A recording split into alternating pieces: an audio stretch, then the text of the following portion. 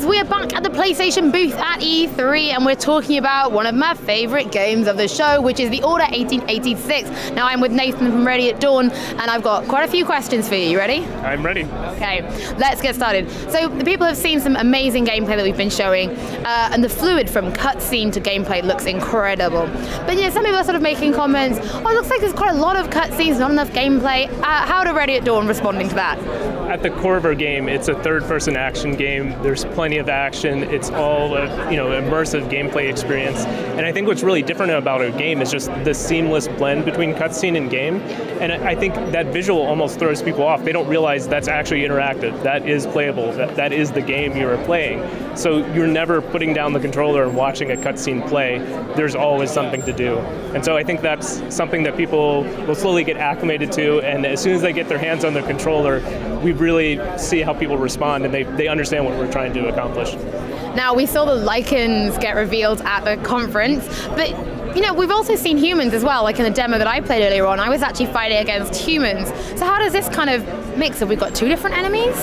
Well, there's a few opposing factions in our world, and the rebels they're rebelling against the aristocracy of the time, and they view the knights as kind of servants of that aristocracy. But at the same time, the purpose of the knights is really to defend society against the threat of these half-breeds. So you kind of have these different opposing forces and sides kind of switching, so it really makes for an interesting pacing change between the more actiony kind of shooter combat sections to the more drawn-out suspense horror sections. Okay, so when I was playing, I took some damage. Now these guys take a lot of damage, and when they did, they drank black water, which is around the neck. Do you want to tell us about black water and how that works? So we don't want to go too much into the lore, but basically each knight is kind of paired with their own vial of black water, and so it extends their longevity. They're not immortal, they can be killed, so a really heavy traumatic injury could kill them. But with more smaller kind of damage or gunfire, they're able to heal themselves with this black water. So if the black water keeps them kind of alive and kicking, and I'm Galahad, am I the Galahad? That's kind of core to their story. There's actually been the Galahad of our world, his name is Grayson, and so his call sign is Sir Galahad. So basically the knights, they kind of pass on the names to their successors. So they don't live forever, they can be killed. So it's kind of like, long live Sir Galahad, as the next generation kind of comes to the front. So I've got a bit of 007 going on. Yes, exactly. Okay, now when we were fighting with the weapons, I had the thermite rifle, we had primary and secondary fire. Do these weapons all have that kind of to mix them up?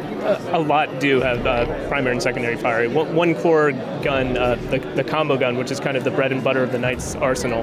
The primary fire has more conventional bullets, but the secondary fire has this concussive blast that will stun and knock over enemies. So just like the thermite rifle with its alt fire, a lot of the weapons in the world do have dual purpose. Now, obviously, we're talking, it's a third person, it's a shooter, the cover systems. We've seen great cover systems before. So what are Ready at Dawn kind of really putting into this game to just take something that's already great and make it greater? Well, I'm not sure our cover system is to revolutionize the genre, but we really looked at the best of the games that really enjoyed to play, and we tried to make a system that's really fluid, tight, responsive, and just fun to play.